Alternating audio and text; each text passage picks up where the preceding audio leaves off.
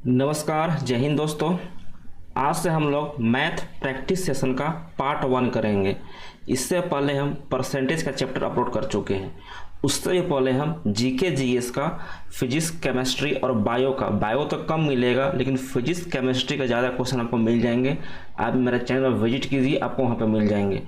ठीक है, चलिए आज का क्वेश्चन देखते हैं। क्या है सवाल। एक शॉपिंग मॉल में P% का छूट देने के बाद 2990 रुपये में एक हैंडबैग को बेच दिया गया था। यदि हैंडबैग का चिन्हित कीमत यानी उसका मार्क प्राइस अगर 4600 रुपये था तो P का मान ज्ञात करना है कि कितने प्रतिशत उस हैंडबैग पे छूट मिला था। यहाँ पे आप सबसे पहले क्वेश्चन को समझो, उसके बाद सॉल्यूशन पे जाना। मान लीजिए आप अपने निकटतम किसी मॉल में गए, उस मॉल में एक आप जीन्स खरीदे, जीन्स आप वहाँ पे खरीदे। जीन्स का मार्क प्राइस एक MRP होता है, ठीक है। उस MRP पर 4600 रुपये लिखा हुआ था उस जीन्स का दाम। तो आप मॉल वाले से पूछे कि क्या इस पे कुछ डिस्काउंट भी है क्या। तो मॉल वाला बोला कि हाँ डिस्काउंट है। डिस्काउंट देने के बाद उस जीन्स का दाम 2990 रुपये में आपको दे दिया गया। 4600 पहले था, अब आपको 2990 रुपये आपको, यानी टोटल मिला के 2990 रुपये में आपको मिल चुके हैं। तो अब आप बताओ कि पहले 4600 से 2990 कितने रुपए का छूट मिला आपको, कितने रुपए का छूट मिला। तो दोनों को माइनस कर दीजिए। अगर इसको हम 3000 मान लेते हैं, 2990 को हम 3000 मान लेंगे तो 1600 आएगा और 10 और, यानी टोटल मिला के 1610 रुपये को आपको बचत होगा। या फिर टोटल मिला के बोल सकते हैं कि दुकानदार ने 1610 रुपये का छूट दिया है। अब हमको डिस्काउंट प्रतिशत निकालना है, क्योंकि P का वैल्यू क्या है, छूट ही तो है, यानी हमको डिस्काउंट प्रतिशत निकालना है। कैसे निकालेंगे, 1610 बटा कहाँ से मिल रहा है, 2990 से मिल रहा है या फिर 4600 में से मिल रहा है।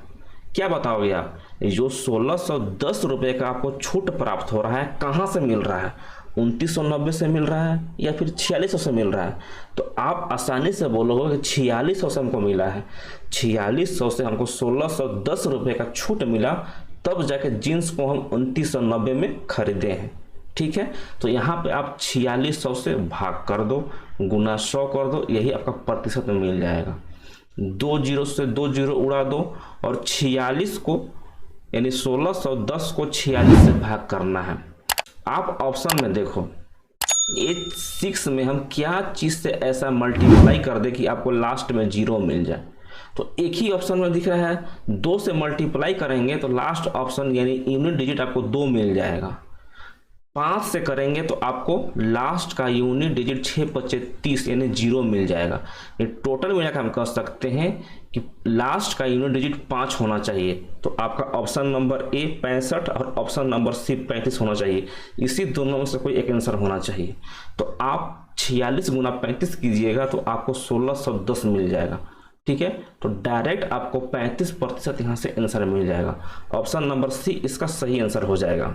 ये कितने बच्चों को तो पहले डिस्काउंट प्रतिशत हम कैसे निकालने हैं यही समझ में नहीं आया होगा। अगर ये समझ में नहीं आया तो आप फॉर्मूला रट लो। क्या है, mark price minus selling price upon mark price गुना 100, यही फॉर्मूला होता है डिस्काउंट प्रतिशत का। देखिए मार्क प्राइस क्या था, 4600 था, उसमें से घटा दीजिए सेलिंग प्राइस यानी विक्रय मूल्य 2990 घटा दिए हैं, 1610 मिला है। 1610 को हम ऊपर में रखे हैं यहाँ पे और नीचे मार्क प्राइस से डिवाइड किए हैं। मार्क प्राइस हमारा यही था, चिन्हित मूल्य यही था, 4600 से भाग कर दिए हम, गुना 100 कर दिए। देखिए गुना 100 किए हुए हैं, तो यहाँ से आपको डिस्काउंट प्रतिशत मिल जाएगा। आपको फार्मूला याद करने का कोई ज़रूरत नहीं है। आप सीधे देखो कि कितना का छूट मिल रहा है और कहाँ से मिल रहा है। 1610 का छूट मिल रहा है, कहाँ से मिल रहा है, 4600 से मिल रहा है। बस इतना ही आपका काम है, इतनी ही पकड़ने का काम है कि कहाँ से मिल रहा है, 2990 से कि 4600 से, आपका काम हो जाएगा। ठीक है, अगर नहीं समझे हैं तो क्वेश्चन को बैक करके देखिएगा, आपको समझ में आ जाएगा। चलिए नेक्स्ट सवाल कीजिए। क्या है क्वेश्चन, एक ऑफिस में कुर्सियां और मेजों का संख्या का अनुपात दिया हुआ है कि एक ऑफिस में कुछ कुर्सियां हैं और कुछ मेज हैं, उनका अनुपात दिया हुआ है। यदि कुर्सियों की संख्या मेजों की संख्या से 42 अधिक है, यानी कुर्सी जो है मेज से कितना अधिक है, 42 अधिक है, तो ऑफिस में कुर्सियों का संख्या निकालना है कि कितना होगा। कुर्सी है सी से लिख लेते हैं इसको हम, और मेज है, मेज को हम एम से डिनोट कर देते हैं। ठीक है, दोनों का अनुपात क्या दिया हुआ है, 9:7 दिया हुआ है। आप यहाँ भी देखिएगा कि किसका अनुपात पहले दिया हुआ है, तो पहले कुर्सी है फिर बाद में मेज है। ठीक है, तो क्वेश्चन को आराम से देख के ही वैल्यू पुट कीजिएगा। कुर्सी का वैल्यू 9 रेशियो में है और मेज का वैल्यू 7 रेशियो में है, 9:7 है। अगर हम कुर्सी का वैल्यू यहाँ पे 9 मान लें और मेज का वैल्यू यहाँ पे हम 7 मान लें, तो दोनों का बीच का डिफरेंस कितना है, तो आप बोलोगे दोनों का बीच का डिफरेंस 2 है, और यही 2 तो 42 दिया हुआ है। क्वेश्चन में देखिए, यदि कुर्सियों की संख्या मेजों की संख्या से 42 अधिक है, यानी कुर्सी मेज से 42 अधिक है, तो इसी 2 का वैल्यू तो आपको क्वेश्चन में 42 दिया हुआ है। समझ में आया? ठीक है, आगे बढ़िए। अगर 2 का वैल्यू 42 है तो 1 का वैल्यू कितना हो जाएगा, 1 का वैल्यू 21 हो जाएगा, जस्ट हाफ हो जाएगा। ठीक है, क्वेश्चन में क्या पूछा हुआ है, तो ऑफिस में कुर्सियों का संख्या बताना है। कुर्सियों का संख्या क्या है, 9 रेशियो में है।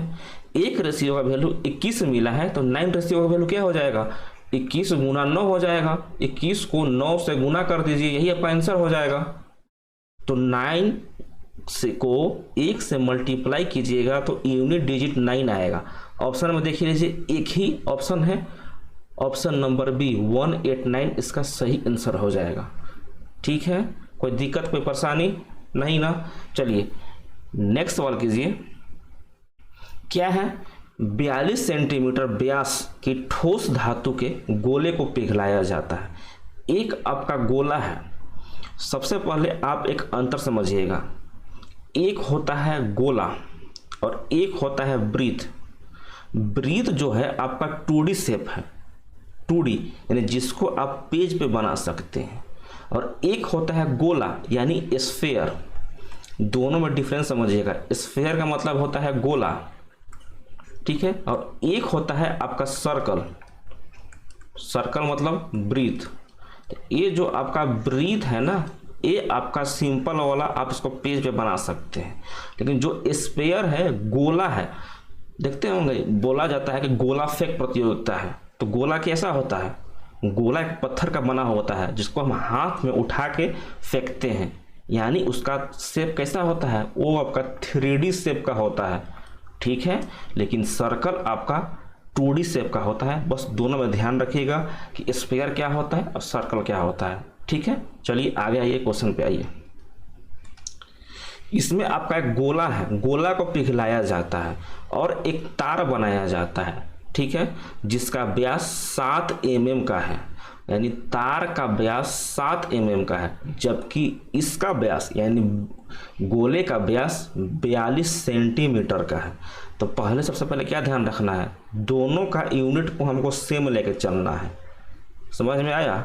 दोनों का यूनिट हमको सेम लेके चलना है।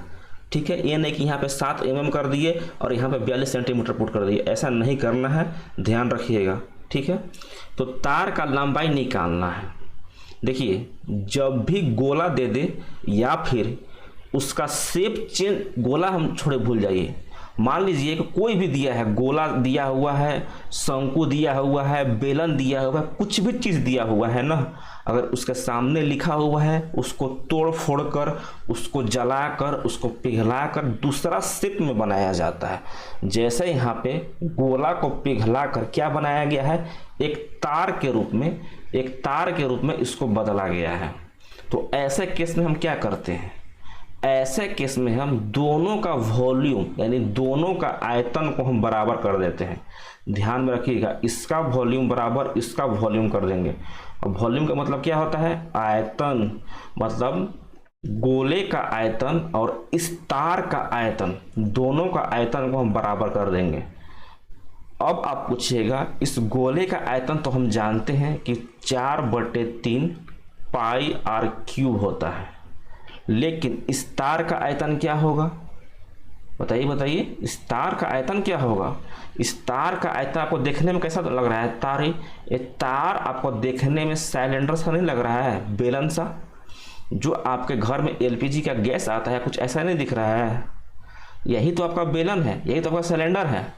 और बेलन का आयतन क्या होता है, पाई आर स्क्वायर एच होता है।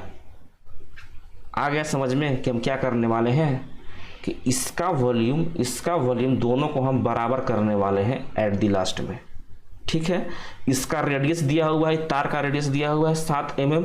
हम किस में यूज करेंगे, रेडियस नहीं है, व्यास है, ध्यान में रखिएगा। डायमीटर दिया हुआ है, अगर डायमीटर इसका 7 mm है तो इसका रेडियस क्या हो जाएगा, इसका त्रिज्या क्या हो जाएगा।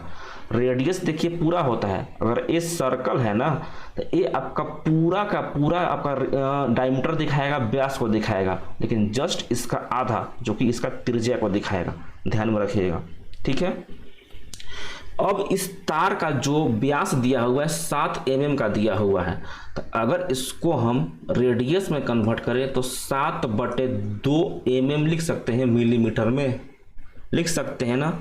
इसका व्यास क्या दिया हुआ है, धातु का व्यास, सॉरी गोले का व्यास क्या दिया हुआ है, 42 सेंटीमीटर दिया हुआ है, तो इसका रेडियस क्या हो जाएगा, 21 सेंटीमीटर हो जाएगा।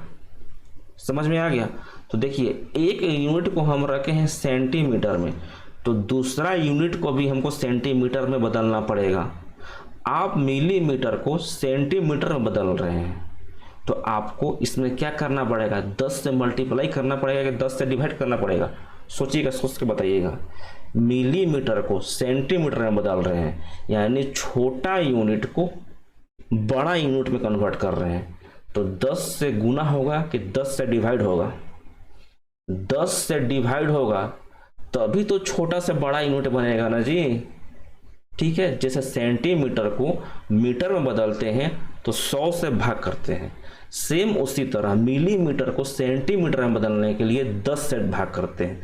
इसमें 10 से भाग कर दीजिए, गुना 10 कर दीजिए, यानी रेडियस आपका 7/20 यहाँ पे किसमें मिल चुका है, ये आपका सेंटीमीटर में अब हो जाएगा।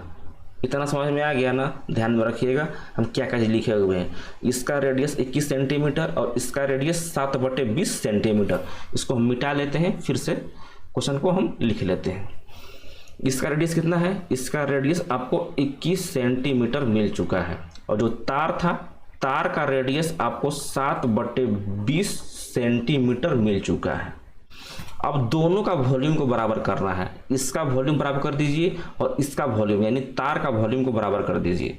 तो r³ 4/3 पाई r³ बराबर इस तार का आयतन, तार कैसा है, बेलन के आकार का है, तो बेलन का आयतन क्या होता है, पाई r स्क्वायर h होता है। अब यही जो h है ना, यही आपका तार का लंबाई है। समझ में आया कि तार का लंबाई हम कैसे निकालेंगे, तो यही h है। सिलेंडर को ऐसे खड़ा कर दीजिए तो इसका लंबाई भी h हो जाएगा और इसका ऊंचाई भी h ही हो जाएगा। समझ में आ गया। ठीक है, वही हम कर रहे हैं, यहाँ से h निकाल लेंगे। देखिए पाई से पाई को हम उड़ा देंगे दोनों तरफ, हम कलर चेंज कर लेते हैं। यहाँ से 4/3 r³, इसका रेडियस अलग है, इसका रेडियस अलग है। समझ में आ गया ना। तो इसका रेडियस को हम इधर जाकर भाग कर देंगे तो हमको यहाँ से हाइट निकल जाएगा, यानी तार का लंबाई निकल जाएगा। ठीक है, हम क्या करेंगे, 4/3, देखते रहिएगा ध्यान से हम क्या कर रहे हैं, 4/3 गुना r³ r³ मतलब किसका, इस गोले का, 21 गुना 21 गुना 21 3 बार लिख चुके हैं क्योंकि r का q है, बराबर कर दीजिए r² गुना h का। इसका r² क्या होगा, 7/20 गुना 7/20 गुना h। यहाँ से आपको h ही तो निकालना है। इस 7 को 21 3 बार में काटेगा, इस 7 को 21 3 बार में काटेगा, ये 3 से 3 नीचे वाला चला जाएगा। ठीक है, तो यहाँ पे 21 गुना 3 63 गुना 4, यानी 63 गुना 4 आएगा, और नीचे से ये वाला 20 गुना 20 यानी 400 आपका यहाँ से मिल जाएगा, बराबर h आपको यहाँ से मिल जाएगा। अब आप देखिए इसको 0 0 यहाँ पे भूल जाइए कि 0 0 यहाँ पे मान लीजिए नहीं दिया हुआ है। अब आप केवल यूनिट डिजिट देखिए, यहाँ पे 4 से 4 मल्टीप्लाई कीजिएगा तो कितना यूनिट डिजिट आएगा, 4 गुना 4 16 आएगा, यानी यूनिट डिजिट 6 आपको मिल चुका है, इकाई का अंक 6 मिल चुका है। अब आइए 6 को 3 से गुना कीजिए, क्या मिलेगा, 18 मिलेगा, यानी यूनिट डिजिट आपको 8 मिलेगा। ऑप्शन में देखिए, आप ऑप्शन में देखिए यूनिट डिजिट में 8 कहाँ कहाँ पे है, तो आपका ऑप्शन नंबर डी में है और ऑप्शन नंबर बी में है, तो ए और सी को दोनों को काट दीजिए आप पहले नंबर, ठीक है। अब यूनिट डिजिट आपका 8 आ रहा है, साथ में 2 जीरो भी लगा हुआ है, 2 जीरो यहाँ पे पुट कर दीजिए।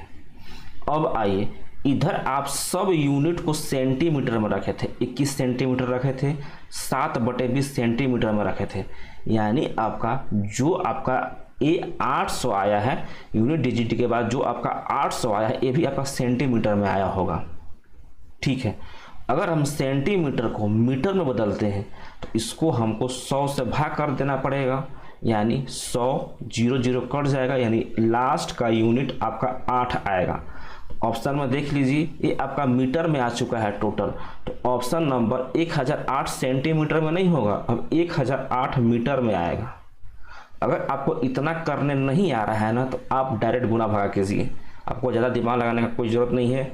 63 गुना 4 कीजिए, गुना 400 कीजिए, आपको डायरेक्ट आपको आंसर मिलेगा, ठीक है। तो ऑप्शन नंबर डी इसका सही आंसर हो जाएगा। कोई दिक्कत कोई परेशानी नहीं ना।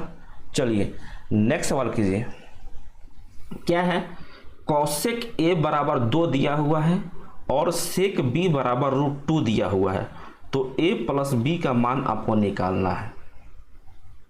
यहाँ पर देखिए ट्रिग्नोमेट्री में आपको कॉसेक इन्वर्सली प्रोपोर्शन होता है साइन ए का, यानी अगर आप साइन ए का वैल्यू आपको प्राप्त करना है या फिर मालूम है तो ए आपका इन्वर्सली प्रोपोर्शन होता है कॉसेक ए का, कॉसेक ए का। यानी अगर आप साइन 30 डिग्री का वैल्यू, साइन 30 डिग्री का वैल्यू आपको पता है 1/2 होता है, तो अगर आपसे हम पूछें कॉसेक 30 डिग्री का वैल्यू कितना हो जाएगा, तो आप सीधे बोलोगे 2 हो जाएगा। क्यों, ये दोनों आपका उलट पलट जाएगा, 2 ऊपर चल जाएगा और 1 नीचे आ जाएगा, क्योंकि जस्ट उल्टा होता है, आपको हम ऊपर में बता चुके हैं, ठीक है। सेम उसी तरह कॉस बी इनवर्सली प्रोपोर्शनल होता है सेक बी का, यानी कॉस और सेक जस्ट उल्टा होते हैं। अगर कॉस 30 डिग्री का वैल्यू आपको पता है कितना होता है, √3/2 होता है। अगर आपसे हम पूछे कि सेक बी का वैल्यू कितना हो जाएगा फिर, तो आप उल्टा कर दोगे इसी को कि 2/√3 हो जाएगा। समझ में आ गया, ये नीचे वाला ऊपर और ऊपर वाला नीचे, सेम देखिए ऐसे लिखा हुआ है। समझ में आ गया ना कि जस्ट उल्टा होता है, बस कहने का मतलब ये है। और टैन और कॉट का उल्टा होता है, ये भी ध्यान रखिएगा, टैन और कॉट का उल्टा होता है। साइन का कॉसेक से, कॉस का सेक से, टैन का कॉट से, ठीक है। अब यहाँ ये क्वेश्चन पे, यहाँ पे आपको कॉसेक ए का वैल्यू, कॉसेक ए का वैल्यू कितना दिया हुआ है, 2 दिया हुआ है। आपको तो कॉसेक का वैल्यू मालूम नहीं होगा, तो इसको आप साइन में तोड़ लीजिए, यानी साइन ए बराबर क्या हो जाएगा, जस्ट उल्टा हो जाएगा। नीचे में 1 है ना जी, 2/1 है, तो इसको 1/2 लिख लीजिए, इसको आप 1/2 लिख लीजिए। हम फिर से लिख देते हैं, थोड़ा सा पेन दिक्कत कर रहा है यहाँ पे, तो 1/2 इसको हम लिख सकते हैं। अब आप बताइए साइन ए बराबर 1/2 हम कब लिख सकते हैं, ए का वैल्यू 30 डिग्री होगा ना, तो आप 1/2 आराम से लिख सकते हैं, यानी साइन 30 का वैल्यू 1/2 होता है। समझ में आ गया, कोई दिक्कत कोई परेशानी नहीं ना। अब अगला में आइए, यहाँ पे सेक बी बराबर √2 दिया हुआ है, तो इसको आप कॉस में चेंज कर लीजिए, यानी आपको कॉस बी बराबर 1/√2 हो जाएगा। अब बताइए b का वैल्यू कितना हम पुट करें कि 1/√2 मिल जाए, तो आप बोलोगे कि cos 45 का वैल्यू, cos 45 का वैल्यू 1/√2 होता है, यानी टोटल मिला के b का वैल्यू 45 पुट कर रहे हो, b का वैल्यू 45 पुट कर रहे हो। a का वैल्यू यहाँ से 30 मिला है, b का वैल्यू यहाँ 45 मिला है, दोनों को जोड़ दीजिए। यही तो पूछा है कि a प्लस b का वैल्यू क्या होगा, तो 30 और 45 75। ऑप्शन नंबर बी इसका सही आंसर हो जाएगा। ठीक है, चलिए आगे आइए, आज का लास्ट सवाल कर लीजिए, इसको आराम से समझिएगा, साधारण ब्याज का क्वेश्चन है। ठीक है, 4.5% वार्षिक साधारण ब्याज का दर है, यानी रेट आपको 4.5% दिया हुआ है, वो भी वार्षिक दिया हुआ है, एनुअल दिया हुआ है। 4600 रुपये पर 5 वर्षों में कितना ब्याज मिलेगा आपको बताना है। मूलधन आपका 4600 रुपये दिया हुआ है, प्रिंसिपल दिया हुआ है, टाइम आपका 5 वर्ष का दिया हुआ है, साधारण ब्याज का क्वेश्चन है और आपको ब्याज निकालना है, सिंपल इंटरेस्ट निकालना है। क्वेश्चन समझ में आया? रेट आपका दर दिया हुआ है 4.5% का, साधारण ब्याज का क्वेश्चन है, मूलधन आपका 4600 रुपये दिया हुआ है, 5 वर्ष के लिए निकालना है, ब्याज कितना होगा आपको निकालना है। तो आप तो सिंपल फार्मूला से भी याद कर सकते हैं कि ब्याज बराबर मूलधन गुना दर गुना टाइम बटे 100 होता है, वहाँ से भी निकाल सकते हैं, लेकिन हम वैसा मेथड नहीं सीखेंगे, क्योंकि हम एग्ज़ाम में बैठेंगे तो हमको डायरेक्ट एकदम टाइम बचाना है। मेरा फोकस कहाँ पर रहेगा? टाइम को बचाना है, जल्दी से जल्दी करके क्वेश्चन को हम निकल जाए। यहाँ पे सिंपल क्वेश्चन है, इसीलिए आप ब्याज बराबर मूलधन गुना समय गुना दर कीजिएगा, बटा 100 कीजिएगा, आंसर निकालिएगा। लेकिन क्वेश्चन कहीं घुमा देगा तो आप इसी फार्मूला में पुट करते रह जाइएगा, आपको आंसर नहीं मिलेगा। इसीलिए हम फार्मूला का ज़्यादा यूज नहीं करते हैं।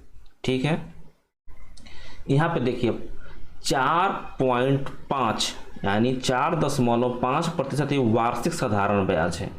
एक वर्ष का ब्याज कितना है, सॉरी एक वर्ष का दर कितना दिया हुआ है? 4.5% दिया हुआ है वार्षिक, यानी 1 साल का है। अगर हमको 5 साल का निकालना है, कितना हो जाएगा? इसमें हम 5 से गुना कर देंगे। अगर ये समझ में नहीं आया कि 5 से हम गुना क्यों किए हैं, समझ में आया कि 5 से हम गुना क्यों किए हैं?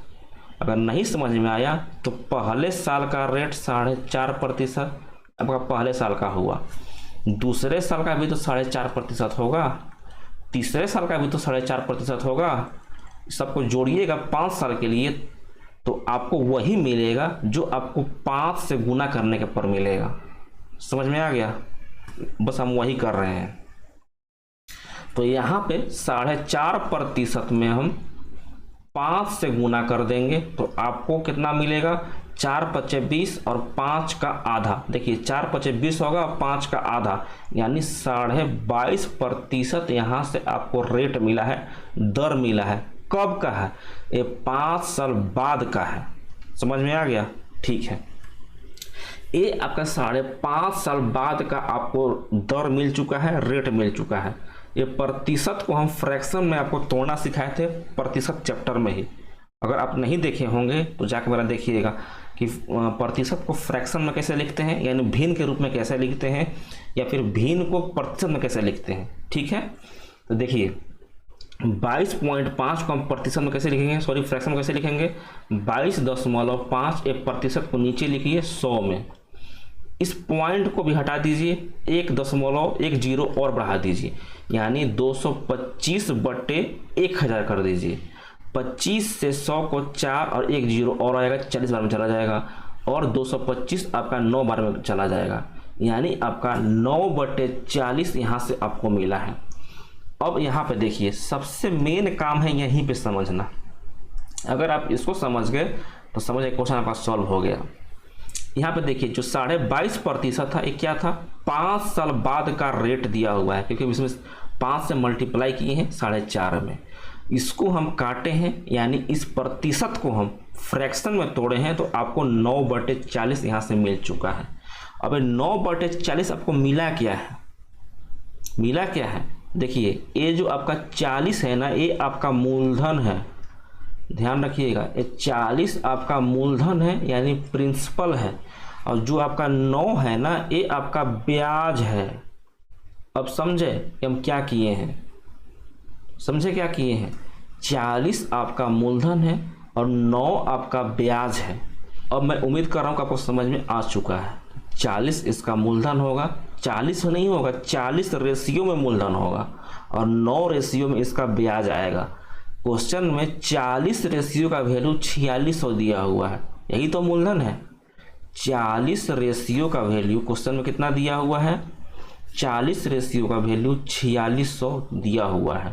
तो आपको क्या निकालना है? ब्याज निकालना है। यानी ब्याज तो 9 रेशियो है, इसी 9 रेशियो का वैल्यू निकालना है। तो 9 रेशियो का वैल्यू निकालने खातिर 4600 बटे 40 कर दीजिए और गुना 9 कर दीजिए, यही आपका आंसर हो जाएगा। समझ में आ गया? कितना होगा? 0 से 0 उड़ा दीजिए और आपको 4 से काटिए इसको, 4 × 5 = 60, 11 बार में जाएगा, 2 बचा 5, यानी 115 गुना 9 कीजिए। 9 से 5 से मल्टीप्लाई कीजिएगा तो यूनिट डिजिट आपका 45 यानी 5 आएगा। ऑप्शन में देखिए 5 5 बहुत ज़्यादा है तो गुना करना पड़ेगा। कितना बचेगा? 4 बचा, 11 × 9 = 99 और 4 × 103 यानी 1035 इसका सही आंसर होगा। ऑप्शन नंबर डी इसका सही आंसर हो जाएगा। समझ में आ गया? कोई दिक्कत, कोई परेशानी? आप देखिए, जो हम ऐसा किए हैं ना, आपको बहुत जगह हम यूज करेंगे। यहाँ तो आपको साधारण ब्याज में यूज किए हैं, चक्रवृद्धि ब्याज में हम ऐसा ही यूज करेंगे। आपको हम जब प्रॉफिट और लॉस पढ़ाएंगे यानी लाभ और हानि पढ़ाएंगे तो उसमें भी आपको हम सेम ऐसा ही यूज करेंगे, अंश और हर के केस में। ठीक है, यानी प्रतिशत को हम फ्रैक्शन में तोड़ेंगे, उसके बाद यूज करेंगे। जब प्रॉफिट और लॉस पढ़ाएंगे ना तो नीचे वाला को हम कुछ और लेंगे, ऊपर वाला को हम कुछ और लेंगे। समझ में आ गए? ठीक है, और आपको बहुत सी जगह हम ऐसा यूज करेंगे। यहाँ पे तो आपको हम ब्याज के रूप में बता दिए हैं, प्रॉफिट लॉस में कुछ और बताएंगे। ठीक है, चलिए आज के लिए हम इतना ही रखते हैं। अगर आपको समझ में आया है तो क्या करना है, वीडियो को लाइक करके ही जाइएगा। अगर नए आए होंगे चैनल पे तो चैनल को सब्सक्राइब करके ही जाइएगा। ठीक है, चलिए मिलते हैं नेक्स्ट क्लास में। तब तक के लिए अपना ध्यान रखिए। जय हिंद, जय भारत।